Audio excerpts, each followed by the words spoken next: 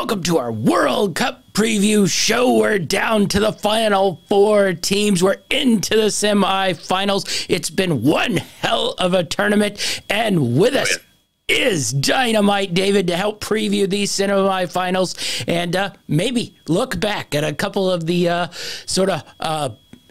regionals out there. It was one hell of a sort of Elite Eight, as we might say. A couple teams in there that you might not think should be in there, though I don't know if you can really say that about Croatia, considering they were in the finals last year and are now in the four, and have basically been in this tournament 5 times since 1998 when they were officially allowed to be a country in here, and have made the semifinals 3 times now. So, Croatia, a little bit of a surprise, but not so much of a surprise. But let's get into a couple of the quarterfinal games here. Let's start out with that Croatia-Brazil game, because I think that day we were all just hanging by the seat by that one, and then the next one that came up in Argentina and Netherlands. But Croatia, fought like hell in that game. Brazil didn't come out. Well, maybe they did come out thinking it would be too easy off that, South Korea game, where they basically played it right into Brazil's hands, where they played that high line, and Brazil just took advantage and lit them up. But Croatia did what Croatia does and fought tooth and nail, got that 0-0 draw, and you just thought it was over when Neymar hit that. But as Croatia does, they don't fight till the end. Got that cheap goal. Why 6 Brazil guys were running up the field to score another goal with 2 minutes left in extra time, I will never know. But what'd you make of the Brazil-Croatia game? Yeah, just a lot of wasted opportunities, I thought, for Brazil. Croatia did what they had to do. Brazil, I think, through the first 90 had 20-something shots on goal, or shots with probably 12, I think, on goal. So just a lot of missed opportunities, couldn't finish. And then once it got down to crunch time, that's when Croatia turned it on. And you can almost kind of tell when they flip that switch, they're like, okay, time to go now. They stall. They stall, they fight, and they stall, and then when it comes down to gut punch time, they turn it on, and they just win games. Yeah, they find their way to win games. The midfield really sort of controlled that game and got them out of pressure each time Brazil started, force pressure in their half of the field. They were able to work their way out of it. They were able to sort of limit the flow of Brazil. I think I texted you. I questioned a couple of the subs, pulling Vinny Jr. out at the 60-minute mark. That really confused me. I know Vinny hadn't played great, but I mean, there's a lot of talent on Brazil, and maybe you just want to change of pace, but I'm not sure Vinny is one you pull. I think you look around and maybe pull one of the other guys. I know they had already pulled someone to put Anthony in, but I was really, really shocked they pulled Vinny that early. And you don't want to blame the kid, but Rodrigo, the guy they subbed him for, was the one who started off the penalties and missed the penalties. And I think if you asked anybody, would you rather have Vinny Jr. or Rodrigo taking your only opening penalty, you probably go Vinny Jr. there. Were you a little shocked by the subs? And then he pulled Richarlison. Now, that one was towards the end. Richarlison's been a little banged up, this year, so maybe he just didn't have the legs. I can understand that one a little bit more, but that one seemed a bit weird as well to pull, Richarlison out too, but I can understand that one more than the Vinny Jr. Yeah, I'm okay with the Richarlison one just because I think they've got other guys that can finish up front. But I think Vinny Jr. is just he brings so much flow to that offense, and when you pull him, I think it kind of slows it down a little bit, and it almost got to like they were at that point. You're almost thinking they're saying they're okay with the draw at that point when they pulled him. Just because they're not going to be as aggressive when they pull him out, but just because he initiates so much action there. So I don't know. Penalty kicks, who's to say whether, I would say Vinny would probably be better, but They had another guy that missed the second one too. I can't remember who missed that second one. Yeah, they came out and missed in their first two. Yeah, so I mean, you don't really hate on the penalty kicks too much. We might hate a little bit a little later, but that was penalty kicks in game. Here's my thing. Once that thing got to penalty kicks, once Croatia tied it up, I was like, oh, they've got this. Yeah. You could see the turning of the tide once they got that goal and even it up there in extra time. Yeah, definitely so. So Croatia goes through, fights off, knocks off Brazil. Just amazing, this Croatia team. At some point, the midfielders, I do assume, will get old enough where they can't play in these tournaments. But, it's been a hell of 8 years here watching those guys just sort of dominate the middle of the pitch and grind this team into a final and now a semifinal here. But one hell of a quest to get Croatia there. We have to flip over to the next quarterfinal game. This one hurt your soul, and it hurt it more because it was even cruel enough to sort of get you back into it after the game had pretty much been locked and loaded. But Netherlands-Argentina somehow was even better than the Brazil-Croatia game. Argentina got that 2-0 lead off the ridiculous pass that Messi made in that first half, one that basically only Messi can pull off. No luck between four Netherlands defenders and leads the guy perfectly. Made a great touch and a flick. Messi gets the penalty kick on a... It was just a sloppy play by Netherlands. It wasn't one you could really debate. He stuck his leg out there, got tripped up right on the edge of the box. Messi makes it 2-0. You pretty much think game over here because basically Netherlands had done nothing for... 70 minutes of that game. Memphis wasn't doing, a whole lot. Gakpo wasn't as dynamic as he had been. And they just made that fundamental switch. They went with the big guys.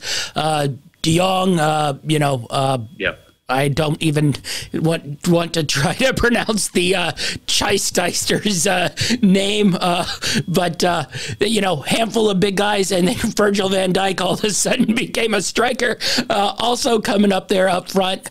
And Argentina did not know how to handle, old school 1980s football. Lump the ball forward, get your big guys to control it, and then lump the ball in the box and see if somebody can get onto it. And then the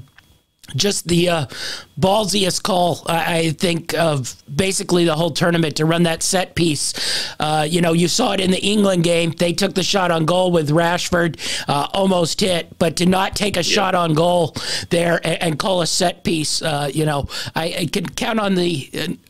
one hand the number of set pieces plays like that actually work in games, and to call it, have it work perfectly, get that 2-2 tie, and then just get into extra time. And I think both of you and I agreed that they just sort of dropped the ball in extra time. They Virgil, I understand you probably can't play Virgil van Dijk up at striker for the next 30 minutes because you're going to get countered then, because Argentina all of a sudden started pushing the ball forward once again. But then they totally went away from what they were doing, sort of gave the ball back to Argentina. Argentina regained momentum, and I thought going into the penalty kicks, sort of Argentina had a chance to settle down there. I think they had just gone off the rails those last 10 minutes of the game, and that overtime sort of settled them down as they sort of regained control, and then they just dominated the penalty kicks in that. So what'd you make of the Argentina-Netherlands game? Yeah, beautiful pass by Messi. I can't be mad about that goal. I'm disappointed with the penalty kick they gave up to make it 2-0. They shouldn't have been fighting back from that hole. I didn't like getting down there, but you said it. Once they get to extra time, I thought they were outplaying Argentina at that point, and I think they needed to keep playing that high risk, high reward mentality and just go for the win there. Even if that causes them to lose, I like their chances better there than in penalty kicks, which we saw. They didn't really. I mean, I guess they kind of got it close, but it never really was that close. And I just think they should have just kept the pressure up and Yeah, you may have had run the risk of the counter with Argentina, but I think the reward is greater in trying to go for the win in extra time rather than sitting back for the penalties. So I was disappointed that they kind of laid back in extra time and just waited for the penalty kicks. But and honestly, even when them laying back in that extra time, that almost gave up a couple of shots that Argentina just missed. So in my opinion, if you're going to give up those shots anyway, at least do so while you're trying to get some goals of your own. Yeah, the only thing I could think of is they put so much energy in to get those 2 goals. I mean, basically you could feel it through the TV screen because I was worn down at the end of those 2 matches watching those. So you know, that maybe those guys were a little worn down and couldn't put that same energy going forward. Tried to regroup a little bit, and it just sort of gave Argentina back the momentum a little bit, and they got it in penalty kicks. They move on. Netherlands fought well.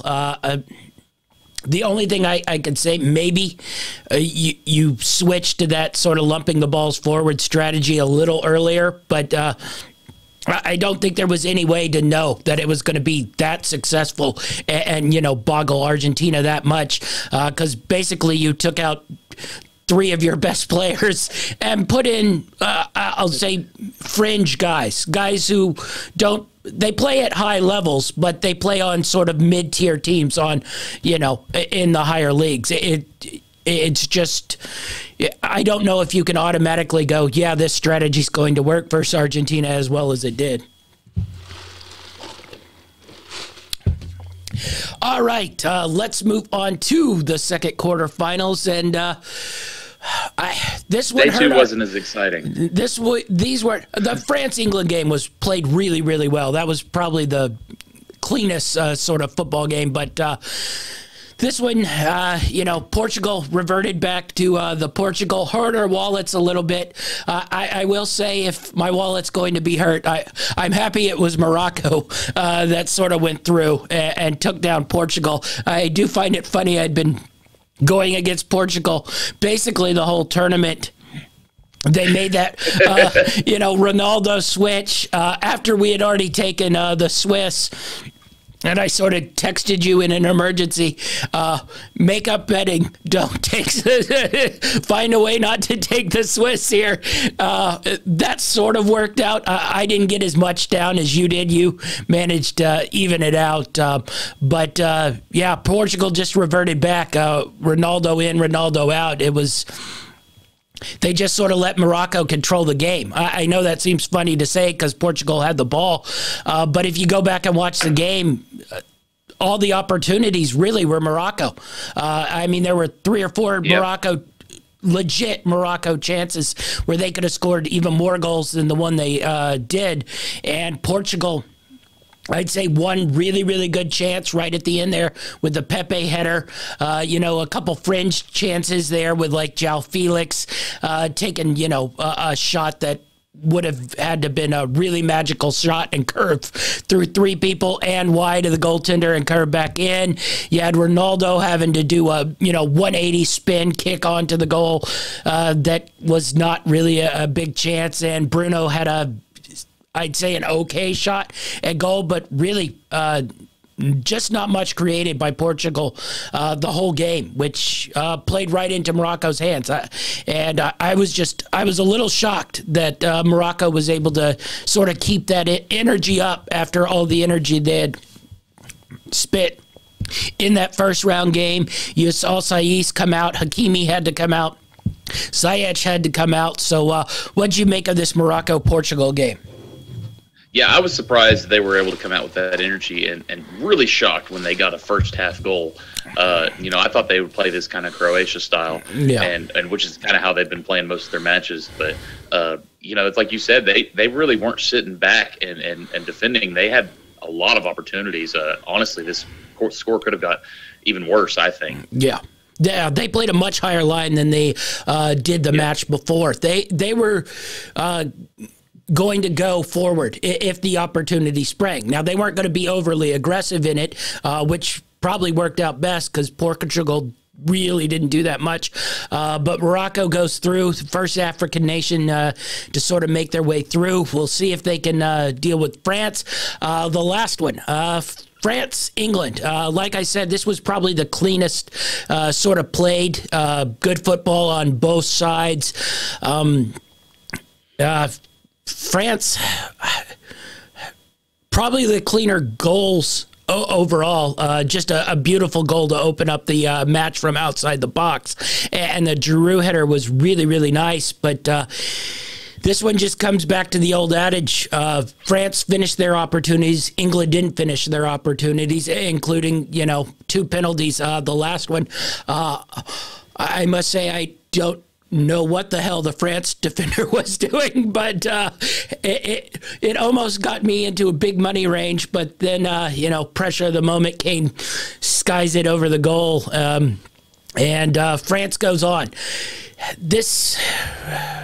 France is back in the semis. Nobody's repeated it since Brazil. But this is definitely not as good a France team as, the one 4 years ago. What'd you make of this France-England match? Yeah, I think they were pretty sharp in this match. And that penalty at the end was kind of silly because and I'm honestly surprised it even took going to VAR to get that one called. I was like, that's a blatant penalty there. The dude just straight up tackled him. But France kind of reminds me a little bit of Brazil. Like, they seem like they're always capable of putting goals. Yeah. Out there, but it seems like the sense of urgency isn't always there, but they're not a good enough defensively. I think they get lackadaisical on the offensive side, which leads to turnovers and counters. And I don't think they can play that lazy, especially going against this Morocco team. Yeah, it'll be interesting to see. I definitely much more deficient on the defensive side of the ball than they were 4 years ago. Some of that might just have to do with like N'Golo Kante not being in there, stuff like that has sort of hampered their midfield. I thought England's midfield just dominated France in this matchup. Well, the other thing, and I don't know if you can credit some of their defense too, just they're always scoring goals. Yeah. So the urgency on the defensive side isn't always there because they're like, hey, we're going to score, 1 to 3 goals. So what if we give up one? Yeah. And I think they kind of have that approach sometimes, where as if you want to win the World Cup final, you got to fight for anything and try to hold everything. So hopefully that urgency comes. I think they're the favorite at this point. So. We'll see. Yeah. All right. So let's get into these semifinals. Let's kick it off with Argentina and Croatia. Argentina, a little bit of a favorite in this matchup, but I think they've sort of learned their lesson from making Croatia too big a favorite.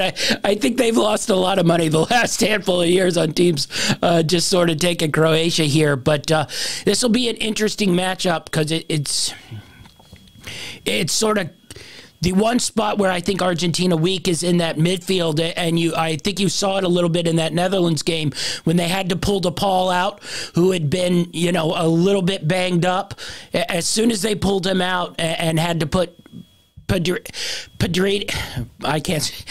Paredes in there, who basically went insane for a 10-minute stretch there and decided to start kicking everyone and then slamming balls into the opposing team bench. As soon as they pulled him out, they sort of dropped off a level even more.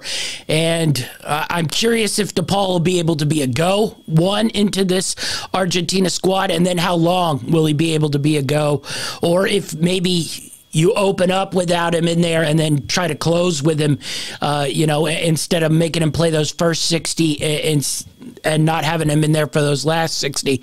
Because I think you need him in there to run, because, Messi's not capable anymore of, really running and tracking back as much as he should be. He has to sort of pick and choose his spots. The other two midfielders aren't really dynamic midfielders in that kind of way. So I think you need DePaul in there. And if you don't have him in there, I think Croatia could dominate here in the midfield. The question is, can they put their chances away? Which is sort of where Croatia struggles. basically they have Perisic on the wing up there who can score, and then it's sort of, hit or miss who can make goals for them, and it's sort of reversed the other side. If you give the Argentina team some chances up there, especially, Messi or Alvarez, they'll put goals on the board, and their attacking style can draw, fouls in the box like it did in that Netherlands game. So how are you looking at this sort of Argentina-Croatia matchup? Going back to that Netherlands game, just the energy that Messi came out with, it was that pass, and he was just playing really well on another level that he played in group player the first couple rounds of the knockout stage. I'm interested to see if he can keep that up after this, after that 120-minute and penalty kicks against the Netherlands in this one. Croatia may give up a more physical fight than even the Netherlands did. I know that was a rough, ugly match between them and the Netherlands, but there's Croatia team's probably a little bit more disciplined. Yes, and they may be able to capitalize on mistakes a little bit more. So Argentina's going to have to bring that energy early, just like they did against the Netherlands, or they could find themselves behind in this one and be trying to fight back to get it to a draw. Yeah, that would be the other thing. We've talked about it a couple times here. Just what sort of pressure starts flowing on Argentina if Croatia were to get the opening goal. I think you sort of felt it that last 15 minutes versus the Netherlands as they were sort of taking on water. They felt more and more pressure to just not give up that goal. They totally stopped trying to do stuff offensively when I thought they should have looked. To sort of counter the Netherlands, because they were bringing everybody forward. They could have gotten a cheap goal here or there, but I don't know if they had the legs either at that point to sort of do that. But what are you looking at bet-wise here in Argentina, Croatia? So I've kind of got a lean here, and you'll be able to tell from my bets. But I'm going to start off with, I think this one's going to be a little bit more exciting. I don't think this one's going 0-0 draw. I've got both teams to score. It's plus money. I'm taking the plus 127. And then next up, I'm going to take Croatia to qualify. It's plus 210 on the qualify. And then finally, I'm going to take the exact result, Croatia 2-1 at plus 1,800. Yeah, I'm with you. I got both teams to score on this one. I'll take the plus money on that one. I got a couple others. I'm going to go exact score 2-1 plus 850 Argentina. I think this might play out a little bit like the Netherlands game where Argentina gets up and then we get a late score or two from Croatia, and then, they can't find the second goal in this one like they did versus Netherlands. I'm thinking Croatia is going to go up early. You think Croatia?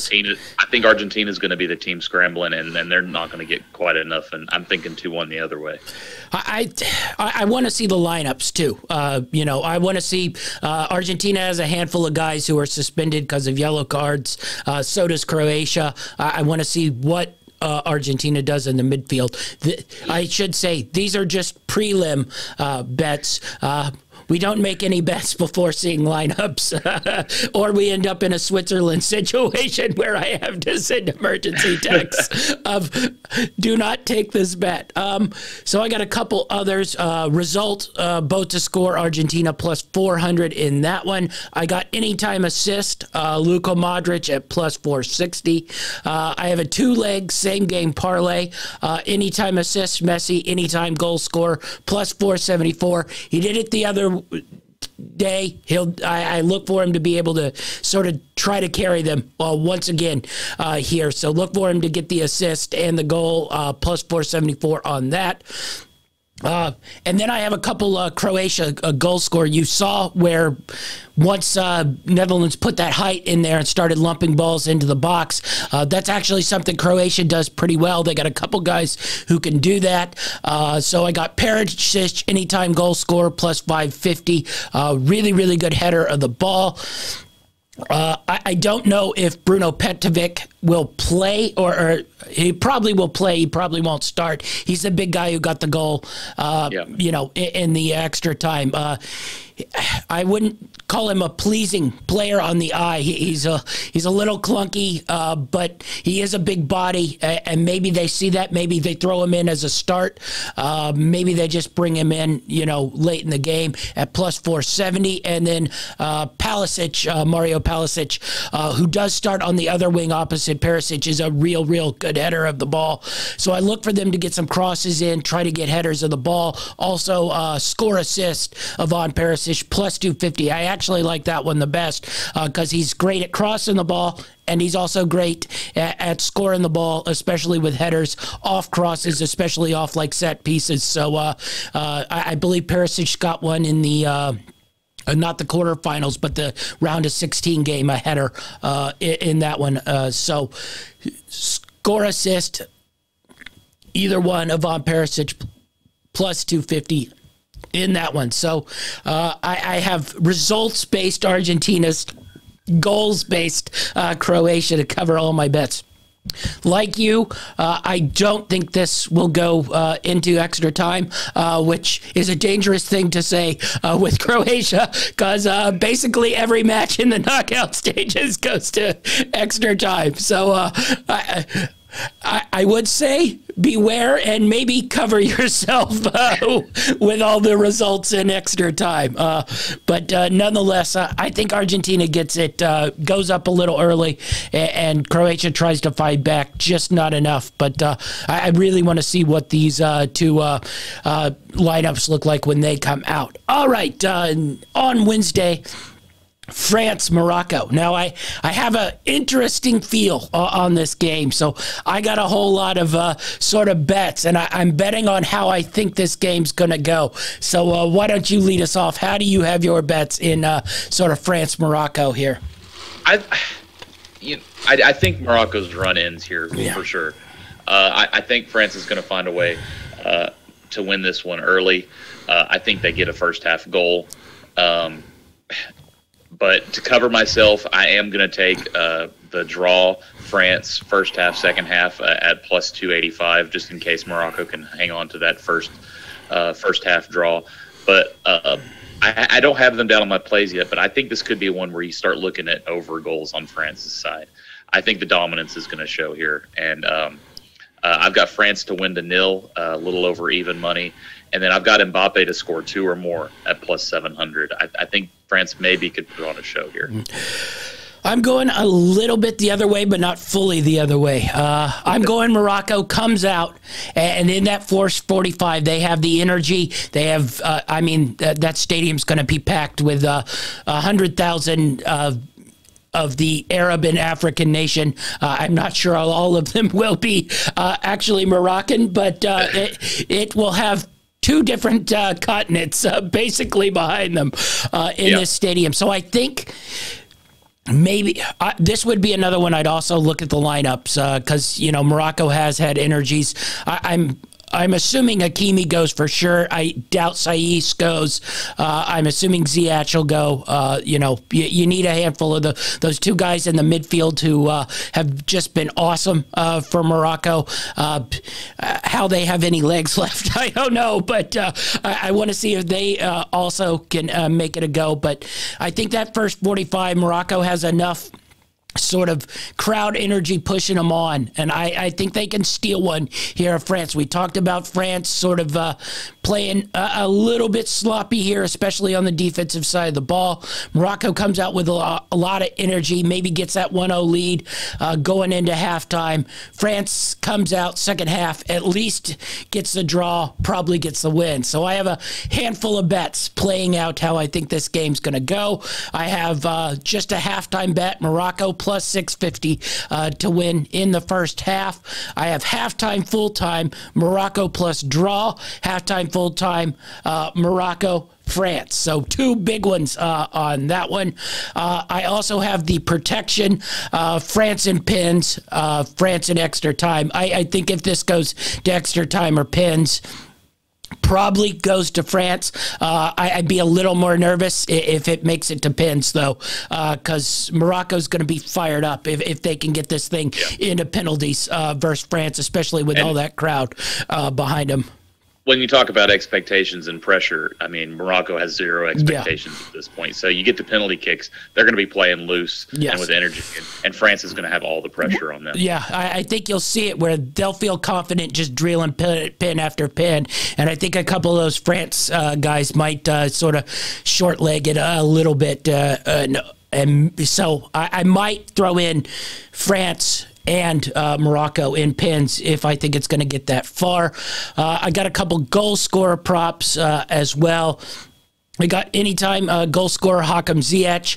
I think he'll get maybe a set piece goal, so I also got him to score outside the box 18-1 and first goal scorer 19-1. So if we can play this game out, I get my 1-0 and Ziyech gets a set piece goal. It's 750, 18-1 and 19-1 sort of combo package there. I don't know if it'll play out that way, but France has had a little trouble defending set pieces, and I didn't like the way Lloris was looking on balls kicked in there on the box, so maybe an advantage there.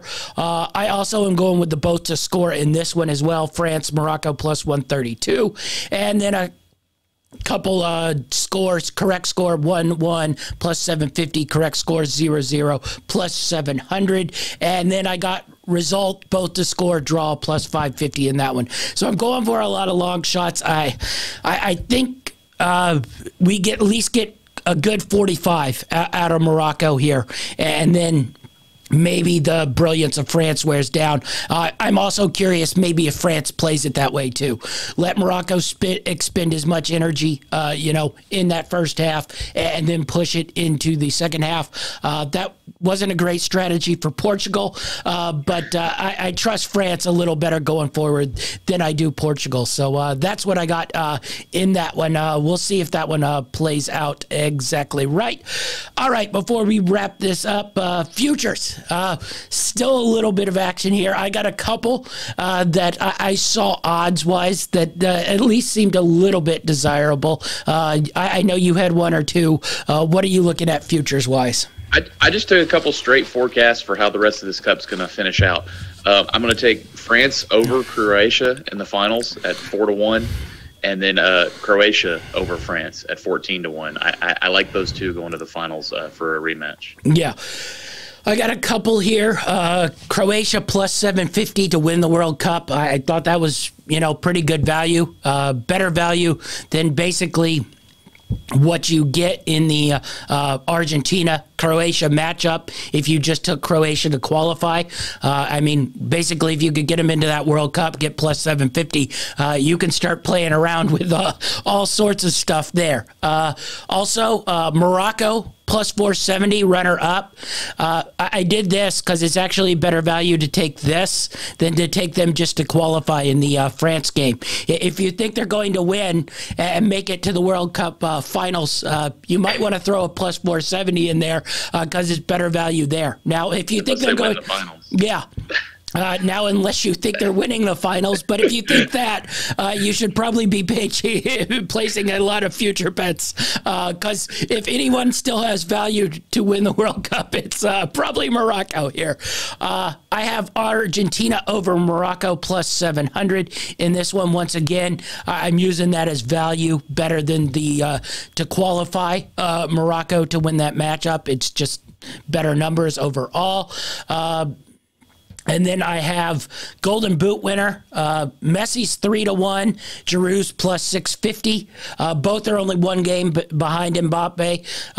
If France were to lose here, I think that would give Messi a definite heads up on that one. And Giroud is right now on fire in scoring goals. He's in really, really good form, and so I like that one, plus 650 for Giroud. The Golden Gloves, best goalkeeper. The Croatia guy and the Moroccan guy are the two favorites, but Martinez out of Argentina is 3-1. If Argentina goes on to win this, I think it would be difficult not to give it to him too. If Argentina goes to win this, I think they might just sort of give Argentina everything they can. Martinez is, he won a penalty shootout just like the other guys. So I think there's a little value there if you think Argentina can win this. If you don't think Argentina can win, don't touch it because it'll be either the Croatia or the Moroccan goalkeeper. And then lastly, I took combination of World Cup winner and Golden Boot winner, and I put Giroud for all of them. And then basically I took France, Argentina, Croatia. It's 14-1, 18-1, and 34-1. So if Giroud can win that Golden Boot, basically you cover yourself 3 out of 4 and get 14, 18, and 34-1 for any of them to win it. And there's only 3 people really in the running for it. It's Mbappe 5, Messi, Giroud 4 and 4. So I think you're pretty safe going there if you think France can survive and get to the final, or if you think Giroud can get a goal or 2 and lose. I don't know if Morocco can score much more than 1, maybe 2 goals at max. But if you think Giroud can get 1 or 2 and France lose, you might want to take that. But if you think France can get to the final, taking Giroud and France, Argentina, Croatia to win the World Cup might be a decent bet as well, and give you a little bit better value than just taking France or Argentina straight up to win the World Cup. There was a couple Messis in there, but they weren't as good of odds to go off of. So that's what I got for futures. Be sure to like and subscribe so you don't miss any of our content. We'll get our last college football podcast out maybe sometime later this week. No rush really till the Bulls start, and even then, it's probably a medium rush. But anyway, we'll have that. Achilles Reign will be in on Sunday, as always. Maybe we get back for one more World Cup podcast to do the finals, preview the finals, if we got some time. But you don't want to miss any of our content. Like, subscribe. That's our show, and we're out. Wonderful, wonderful. How good is he? Oh, that is absolutely astonishing.